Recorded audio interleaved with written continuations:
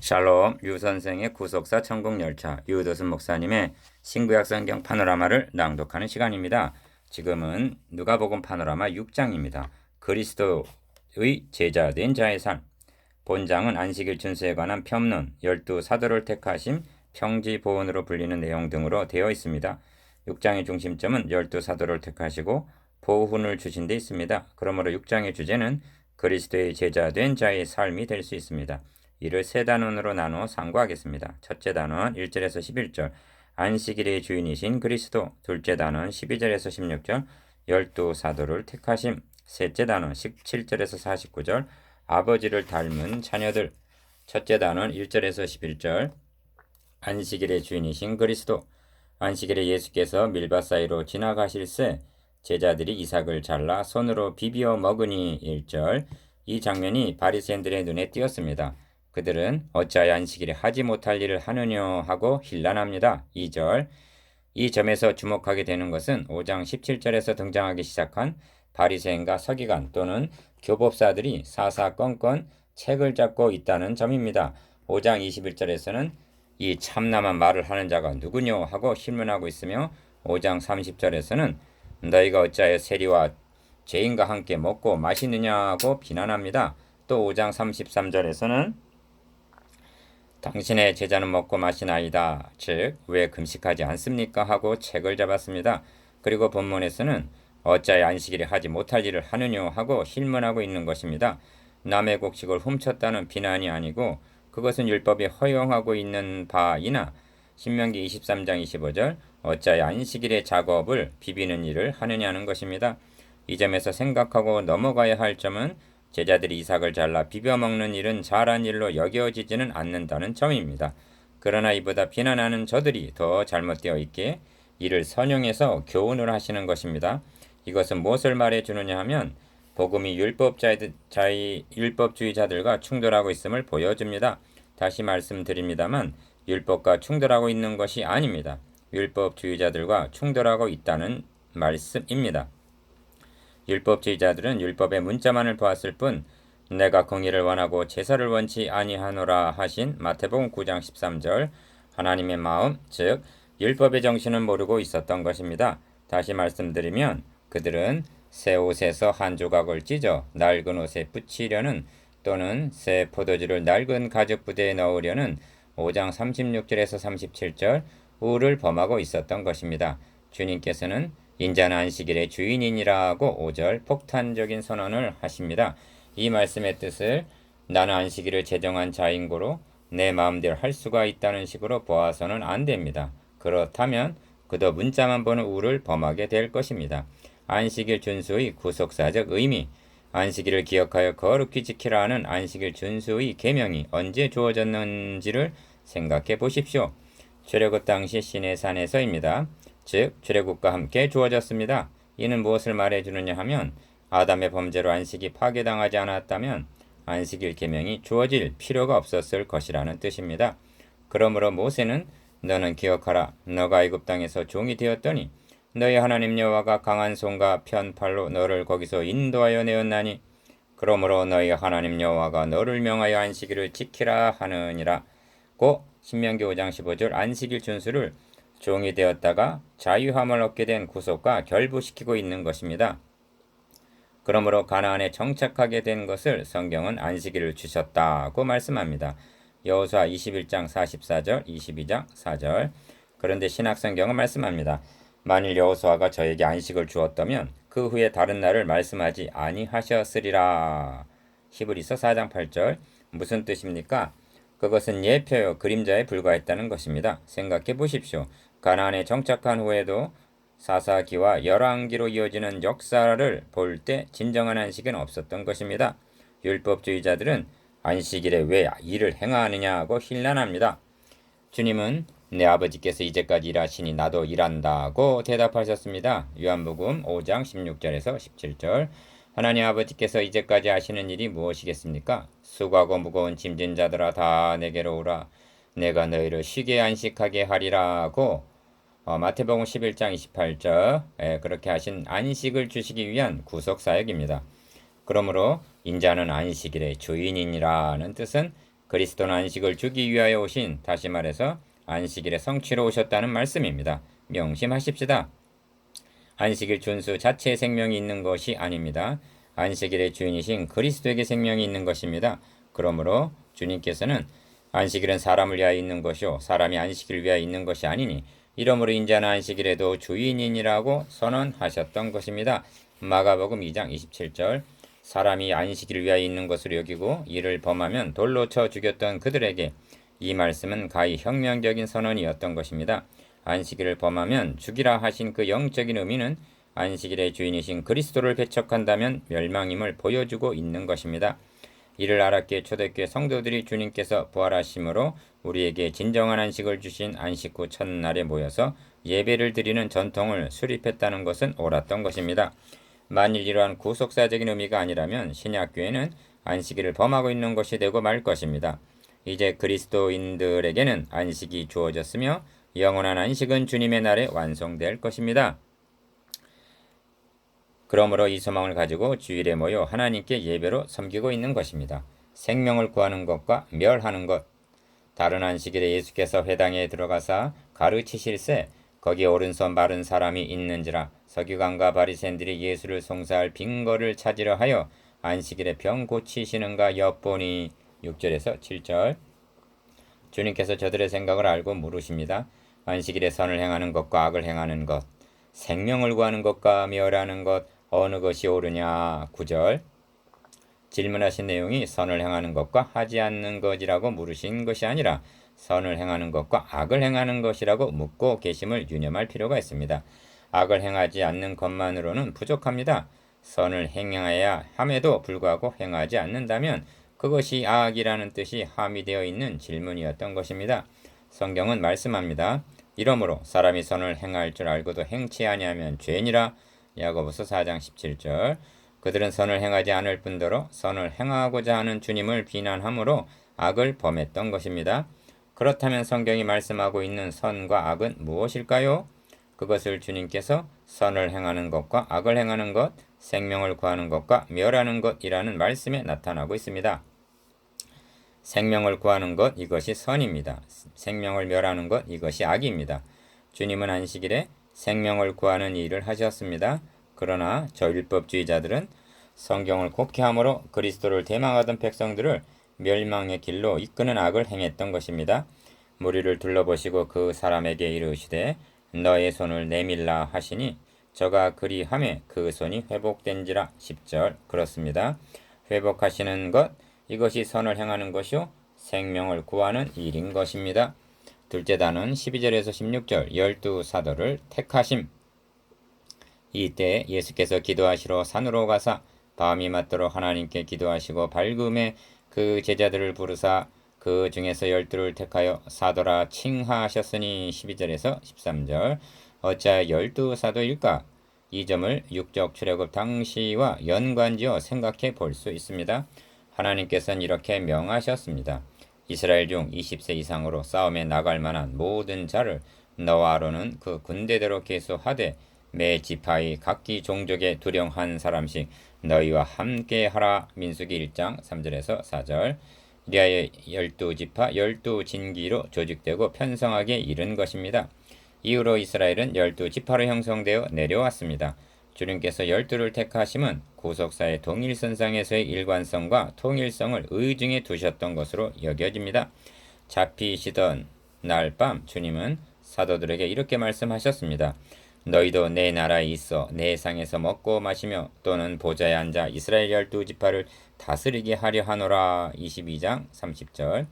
이 점은 성경의 마지막 책인 계시록에 가서 그 성의 성곽은 12기초석이 있고 그 위에 어린 양의 12사도의 12이름이 있더라고 한 데서도 엿볼 수 있습니다. 계시록 21장 14절.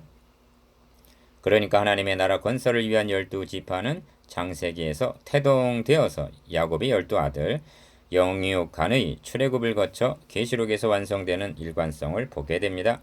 제자와 사도. 또 유념할 점은 제자와 사도는 구별된다는 점입니다. 이 점이 바울 서신에서는 분명히 나타나고 있습니다. 하나님의 뜻으로 말미암아 그리스도 예수의 사도된 바울과 형제 디모데는 이라고 말합니다. 골로새서 1장 1절. 바울과 디모데는 아버지 아들과 같은 사이입니다. 그러나 직분은 구분되었습니다. 바울은 사도이고 디모데는 아니었습니다. 그래서 사도된 바울과 디모데는 하지 않고 사도된 바울과 형제 디모데는 하고 구별했던 것입니다. 우리는 그리스도 안에서 다 형제일 수도 있습니다. 그러나 다 사도는 아닙니다. 모든 그리스도인들은 다 주의 제자들입니다. 그러나 그 중에서 12를 사도로 택하셨던 것입니다.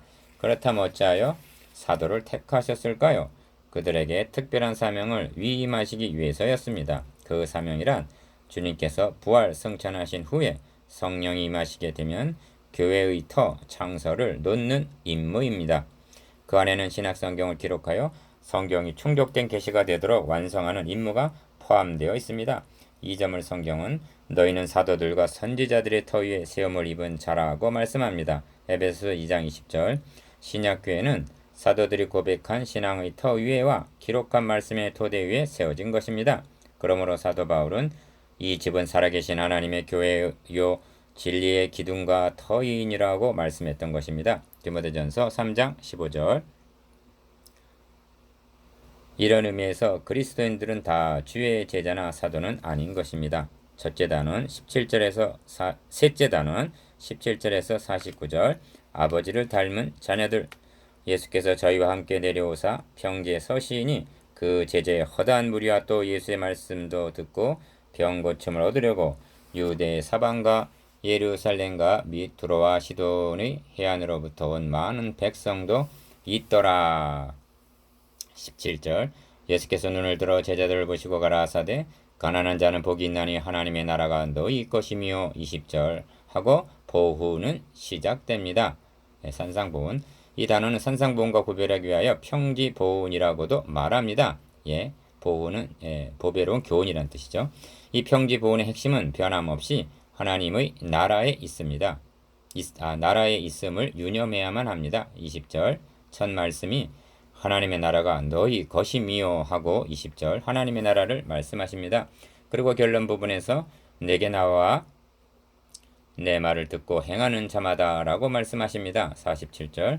그러니까 평지보훈은 하나님의 백성들이 듣고 행해야 하는 하나님 나라의 윤리라고 말씀드릴 수가 있는 것입니다. 하나님의 나라 윤리, 육적 출애굽 때도 그들이 지켜야 할 계명은 주어졌습니다. 십계명의 서문은 나는 너를 애굽 땅 종 되었던 집에서 인도하여 낸 너희 하나님 여호와로라고 말씀합니다. 출애굽기 20장 2절. 여기에는 대단히 중요한 의미가 있습니다. 이는 십계명을 지킴으로 하나님의 백성이 된다는 뜻이 아닙니다. 애굽 땅 종 되었던 집에서 인도하여 낸, 즉 이미 구속하여 출애굽기 6장 6절에서 7절 하나님의 백성을 삼으셨기 때문에 하나님의 백성다운 삶을 살아가기 위하여 계명을 주신다는 말씀입니다. 그러므로 너희는 지켜 행하라. 그리함은 열국 앞에 너희의 지혜요 너희의 지식이라. 그들이 이 모든 규례를 듣고 이르기를 이 큰 나라 사람은 과연 지혜와 지식이 있는 백성이로다 하리라고 말씀합니다. 신명기 4장 6절. 과연 하나님의 백성은 다르구나 라고 말하게 되리라는 것입니다. 그렇게 될 때 하나님의 이름이 거룩히 여기심을 받게 되는 것입니다. 그러므로 평지보훈 또는 산상보훈이 지향하는 바도 이를 지키며 구원을 얻으리라는 말씀이 있는 것이 아닙니다. 하나님의 자녀된 자들의 삶이 불신자들과 어떻게 달라야만 하는가를 말씀하고 있는 것입니다. 너희가 만일 너희를 사랑하는 자를 사랑하면 칭찬받을 것이 무엇이뇨? 죄인들 불신자들도 사랑하는 자를 사랑하느니라. 너희가 만일 선대하는 자를 선대하면 칭찬받을 것이 무엇이뇨? 죄인들도 이렇게 하느니라고 하십니다.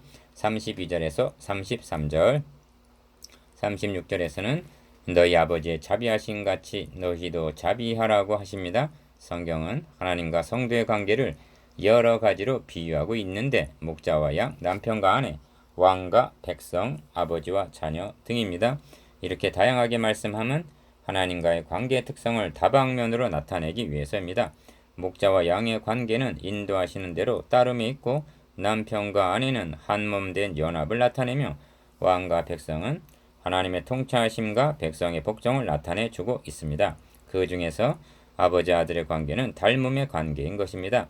그러므로 평지보훈을 한마디로 요약하면 너희 아버지의 자비하신 같이 너희도 자비하라. 36절. 즉 아버지를 닮은 자녀들이 되라는 말씀인 것입니다.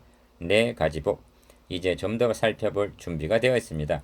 주님은 먼저 네 가지 복과 20절에서 23절 네 가지 화를 말씀합니다. 24절에서 26절 가난한 자, 줄인 자, 우는 자는 복이 있다고 말씀합니다. 또한 인자를 인하여 너희 사람들이 너희를 미워하고 멀리하고 욕하고 너희 이름을 악하다 하여 버릴 때에는 너희에게 복이 있도다라고 말씀합니다. 가난한 자, 줄인 자, 우는 자, 핍박을 받은 자들이란 누구를 가리키는 것일까요? 이는 육적인 말씀이 아닙니다. 이를 알기 위해서는 인자를 인하여라는 22절 상반절 말씀이 열쇠입니다. 예수 그리스도에게 속하여 있다는 한 가지 이유만으로 사람들에게 미움을 받고 욕을 먹고 소외를 당하게 된다면 복이 있다는 것입니다.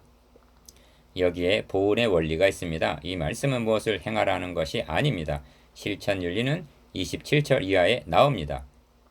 이는 어떤 사람이 되어야 하는가를 말씀하고 있습니다. 뭐뭐뭐뭐 하는 자는 곧 하나님 앞에서 내어놓을 것이라고는 아무것도 없는 자신의 가난함을 아는 사람, 그리하여 의의 말씀에 줄이고 목말라 하며 자신의 죄를 인하여 애통하며 우는 사람을 가리킵니다. 성경은 이런 사람들을 가리켜 가난한 자, 줄인 자, 우는 자 등으로 묘사하고 있습니다. 왜냐하면 이 세상 관점으로 보면 그러하기 때문입니다. 사도 바울은 성도들의 특성을 근심하는 자 같으나 항상 기뻐하고 가난한 자 같으나 많은 사람을 부유하게 하고 아무것도 없는 자 같으나 모든 것을 가진 자로다라고 고린도후서 6장 10절 말씀하고 있습니다. 이러한 사람들은 세상에 살고 있으나 세상에 속해 있는 자들이 아닌 것입니다. 주님은 말씀합니다.